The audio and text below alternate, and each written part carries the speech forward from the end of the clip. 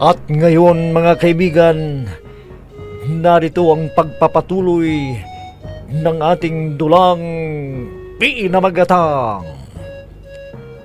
Batas sa Aking Kamay!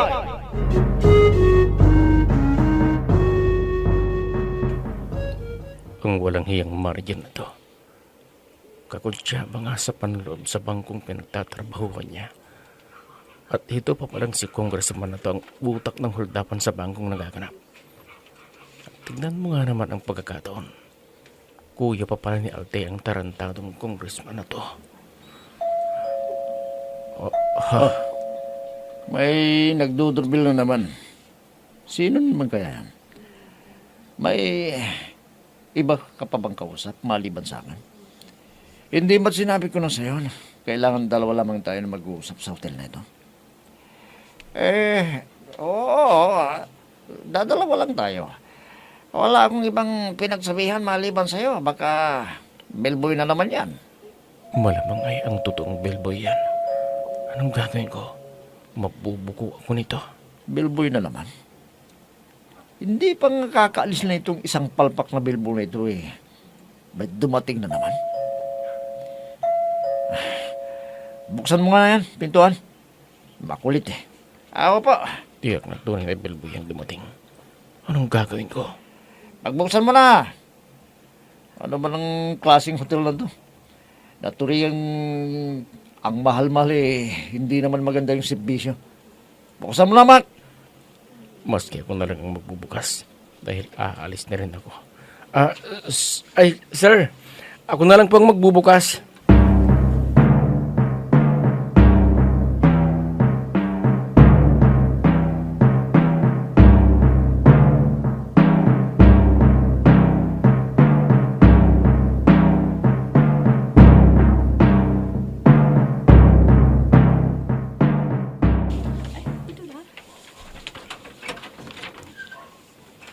Oh, mabuti at dumating ka na. Saan ka ba nagpunta? Ay, namalingki ako, pero dumaan muna ako sa presinto. Tinignan ko kung naroon si Neta, ni wala naman pala.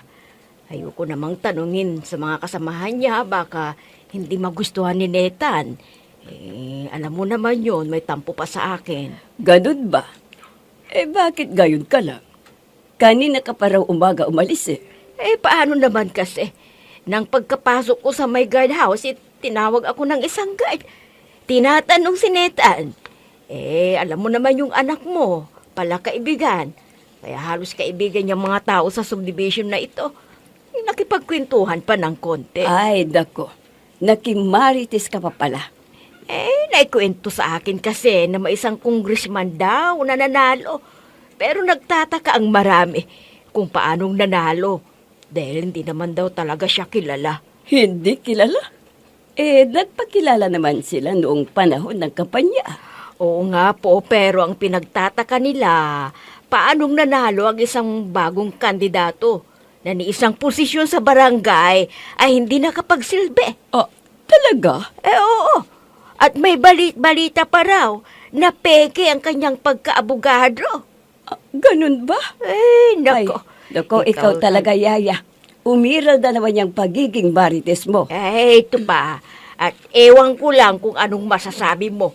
Kung malalaman mo ang apelyido ng nanalong congressman na sinasabing peking abogado. Ay, dako, Yaya. Marami pa akong gagawin. Wala akong panahon sa mga chismis-chismis. Chismis-chismis? Kahit na malaman mo ang apelyido ng nanalong congressman? Bakit? Ano bang pangalan ng nanalong congressman na sinasabi mong peking abogado? Sanchez ang apelyido. Ano? Sanchez ang apelyido? Oo, Sanchez ang apelyido. Brando Sanchez ang buong pangalan. Ano?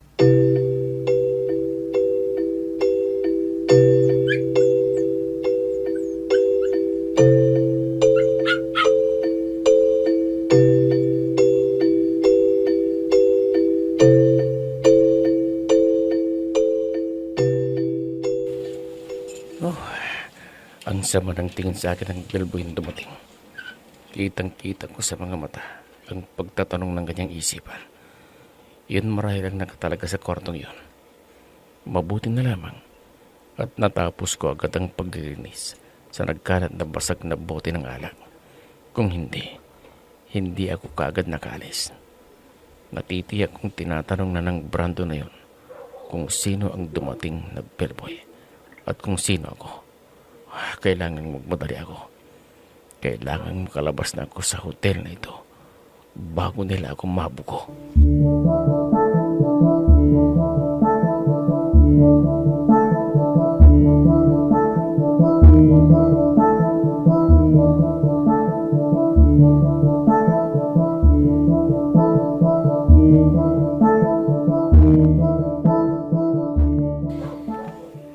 Ano ba namang Alterion? Ayaw sagutin yung mga tawag ko sa kanya. Kanina pa ko tawag eh. Ang babae yun talaga, napakatamad sagutin ang cellphone niya. Congressman. Oh, bakit? Mukhang naisaan tayo. Anong ibig mong sabihin? Yung sa billboy na dumating siya lang dapat ang nagdadala ng kahit ano dito. Dahil siya lamang daw ang inatasan sa kwartong ito. Ano? At sinong lalaking naunang pumunta dito na bellboy? Hindi raw alam ng bellboy yun eh. Basta ang sinabi sa akin sa bawat kwarto ay may nakatalagang bellboy na aasiste sa mga pangailangan ng kanilang mga guest. Ano?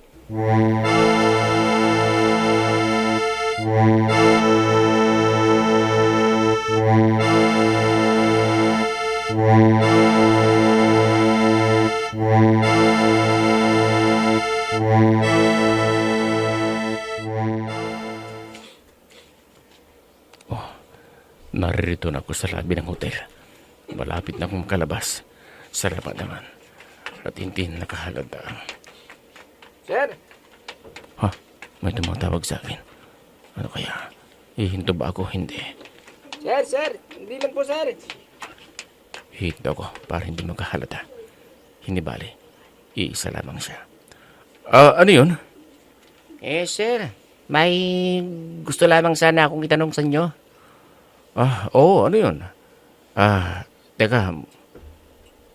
Mula sa surok na yun ay lumabas ang dalawang lalaki na malalaki ang katawan. At patungo sila dito sa kinaroroonan ko. Delikado. Kailangang makalaya ako dito kaagad. Tatakbo na ako. Sir! Mga kasama! Hebog na yung lalaki yun!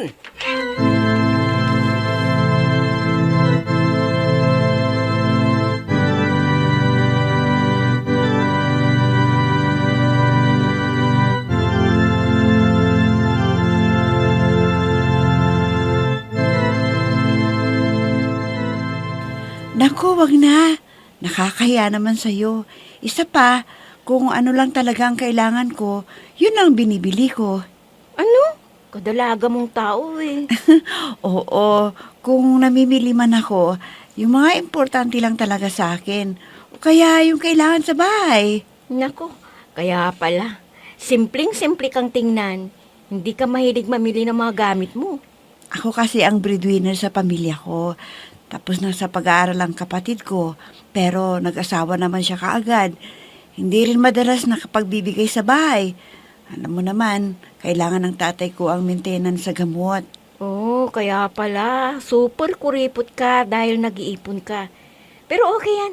Para sa oras ng emergency, may mabubunot ka. Teka. Para naman hindi sayang ang pagpunta mo dito, ay bibilhan na lang kita. O, ano bang gusto mo? Wag na, nakakaya naman sa'yo. Ang mabuti pa, sagutin mo na yung cellphone mo. Kanina pa nagri-ring Naku, sino na naman kaya to? Kuya ko na naman na makulit. O di sagutin mo. Congressman pa man din yung kuya mo, sagutin mo na siya. Sige na nga. Hello, kuya, bakit ba? Bakit bang tagal-tagal mong sagutin ang cellphone mo? May ginagawa pa ako eh. Bakit kasi? Si Papa. Bakit hindi ko matawagan? Kanina pa ako tawag ng tawag. Asan ba siya? Ano ka ba naman, kuya? Pati pa ba si Papa hanapin mo sa akin? E di naroon siya sa presinto. Tinatawagan mo kanina pero walang sumasagot. Hintayin mo na lamang kasi. Baka nasa meeting na naman yun.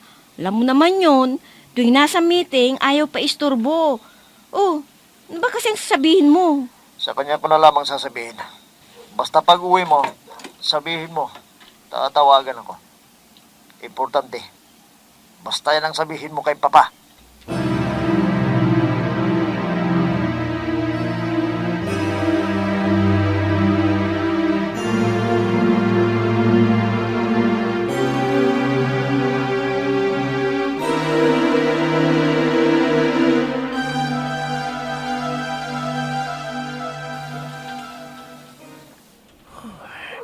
Mabuti na lamang nga naiwala ko ang mga humahabol sa akin.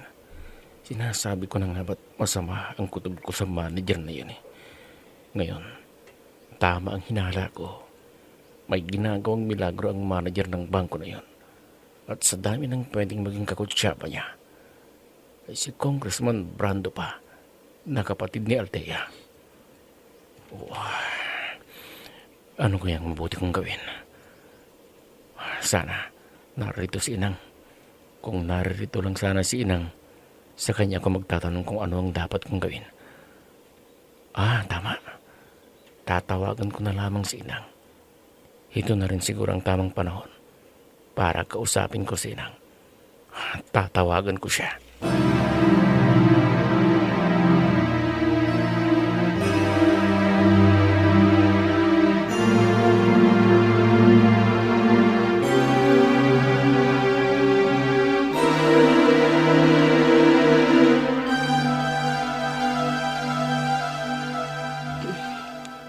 Ado, may miss call sa'yo si Dayton? Ay, oo eh. Tinawagan ako kanina, pero hindi ko nasagot. Dahil abala ako sa paghahanda ng lamesa kanina para sa almusal mo. Iniwan mo sana ang ginagawa mo at nang nasagot mo ang tawag ni Dayton. Ay, ngayon ko lang kasi hindi nahawakan ang cellphone ko. Iniwan ko kasi sa kwarto kaya hindi ko kaagad nasagot ang tawag niya. Ay, bakit kaya siya tumawag? Malamang importante ang sasabihin noon sa iyo. Ay, talagang importante ang paka niya. Hindi yun basta-basta tatawag sa akin. Kung alam niyang kaya pa niya ang isang problema. At ngayong tumawag siya, nako, sigurado kailangan niya ako. Ano kaya kung ikaw naman ang tatawag sa kanya? Eh, patay ang cellphone niya ngayon eh. Kung puntahan kaya natin siya sa presinto. Eh, kapit lalawigan nga natin ang lalawigan kung saan siya na destino. Eh, kaya lang, ilang bayan muna ang daraanan natin bago ang kanyang lalawigan. At sobrang mapapagod na ako ng husto, Ma'am Sofia. Parang hindi ko na kaya eh. Hindi bale. Utusan ko na lamang ang bodyguard ko para malaman kung kumusta na si Nathan.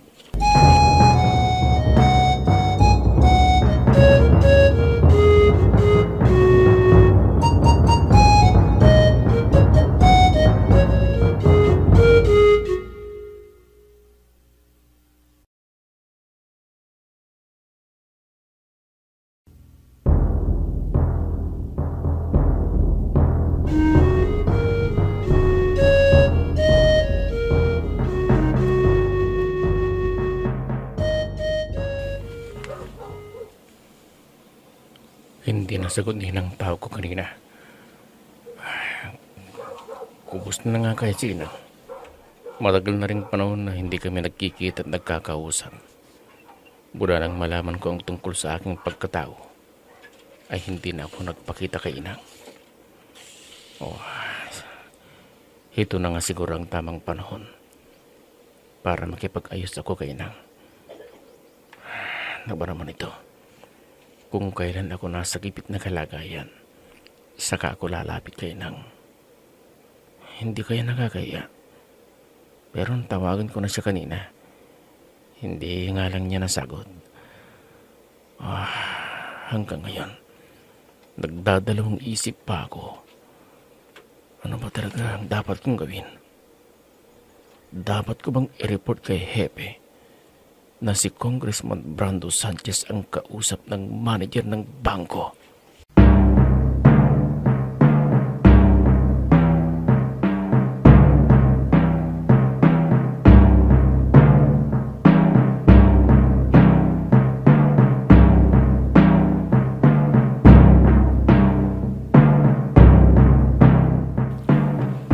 Ano ulit yung sinabi mo, Branda? May nakasalisin sa inyo? Hindi ko alam, madam. Kung tama yung kutob ko na may nakalusot sa pag-uusap namin ng manager ng bangko. Ano nga ang ibig mong sabihin? Paanong nakalusot habang nag-uusap kayo ng manager ng bangko? Dahil ayaw kong may makakita sa akin. Nakausap ang manager ng bangko.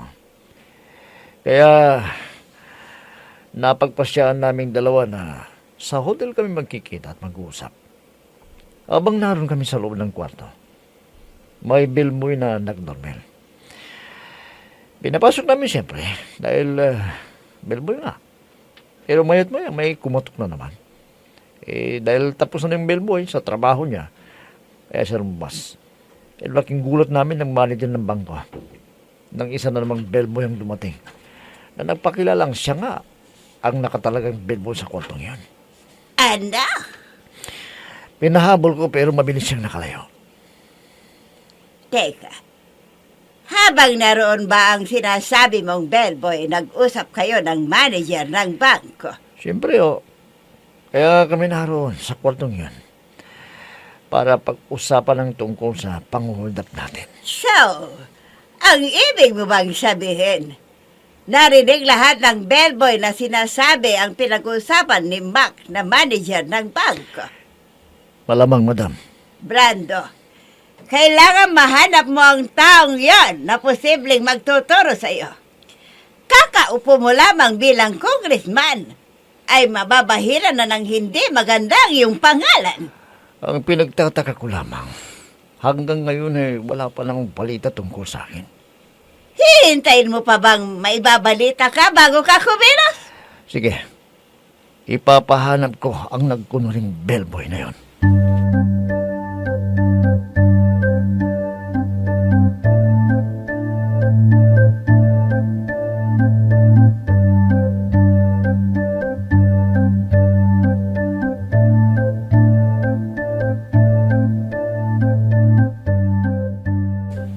Ano na naman kaya ang ipapaluto kong ulam para kay Ma'am Sofia?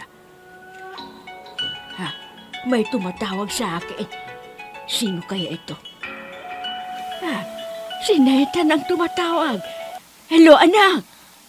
Inang, Ay, Nathan! Anak! Nasaan ka? gusto ko sana kayong makausap. Pwede ho ba? Oo naman. Kailan ka ba pupunta dito?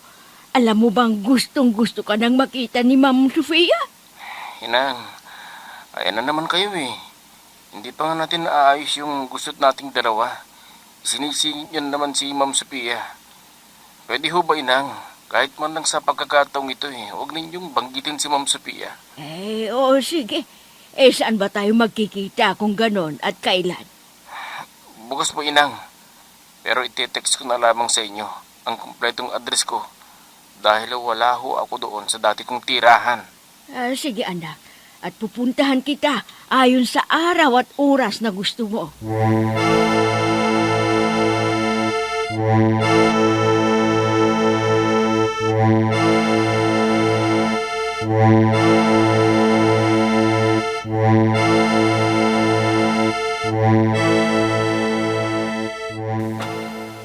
Hello, Papa. Good morning. Day off mo yata ngayon, Papa, at naririto ka sa security agency ko. Nakausap ko ang mga personal mo. At so para okay ang takbo ng negosyo mo. At teka, hindi ko yata napapansin ang sekretary mo. Absent ba siya? Papa, Sabado ho ngayon. Day off niya. Oo nga pala. Ako nga pala ang nagbigay sa kanya ng araw na mag-day off. Kumusta naman ang sekretary mo? Marunong na ba siya sa trabaho? Oo, Papa. Gamay na ho niya ang trabaho niya eh. mabuti kung gano'n at unti-unti nang nakikilala itong security agency natin. At dumarami na rin ang kliyente mo. Siyempre naman, Papa. Magaling yata ang nagmamanage. Siyempre naman, mana ka sa akin sa katalinuhan. Ay, si Papa, binuhat ang sariling bangko. Hindi na hinintay ang iba na magsabi. Ay, siya nga pala. Babalik nga tayo sa sekretary mo. Mabait ba siya? Hindi ba ako nagkamali ng pag-hire sa kanya? Hindi ho, Papa. Mabait ho si Ate Mabel. Bakit naman ate ang tawag mo sa kanya? Matanda kasi siya sa akin ng 2 taon eh. Kahit na, ikaw naman ang manager eh. Okay lang na tawagin mo siya sa kanyang first name. Papa, baka nakakalimutan mo ang GMRC mo. Sige, na. Bahala ka na kahit anong itawag mo sa sekretary mong yan.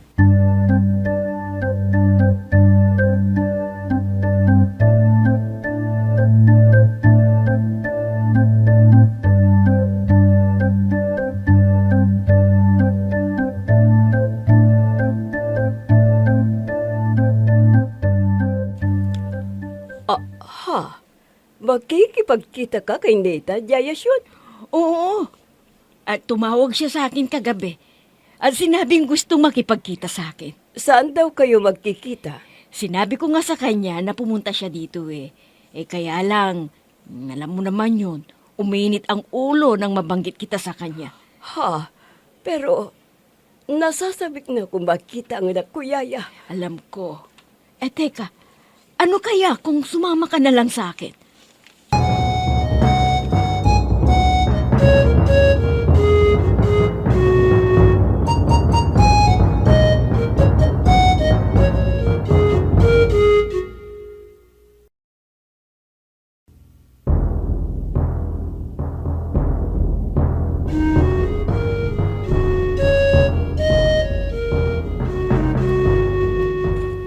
Sumama kaya si Sofia kay Sean. Mga kaibigan, huwag ninyong kaligtaang subaybayan ang pagpapatuloy ng ating dulang pinamagatang Batas sa Aking Kamay! Mga nagbibigay buhay, sina Amid Diaz, Mayra Abrihal Narnola, Eva Alcoreza, June Cabato, Robert D. Guzman, Oscar Ora, mula sa panulat ni Andrea Solar at sa direksyon ni June Cabato. Technical supervision at sa musika ni Oscar Ora. Batas sa Aking Kamay! Inihahandog sa inyo ng F3 Recording Studio para sa pambansang radyo ng Pilipinas, Bombo Radio Philippines.